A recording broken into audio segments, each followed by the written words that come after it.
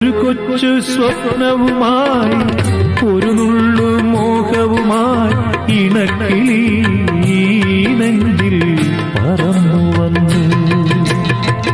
പൂക്കാലം വരവായി മോഹങ്ങൾ വിരിയാറായി അവളതിനായി ആ കൂട്ടിൽ തപസ്സിരുന്നു.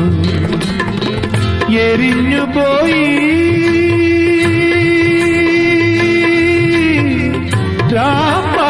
പെണ്ണിൻ കനവുകളും ആ കാട്ടുതീ ഇലകൊഴിയും ശിശിരത്തിൽ ചെറുകിളികൾ വരവായി മനമുരുകും വേദനയിൽ ആൺകിളിയാ കഥ പാടി.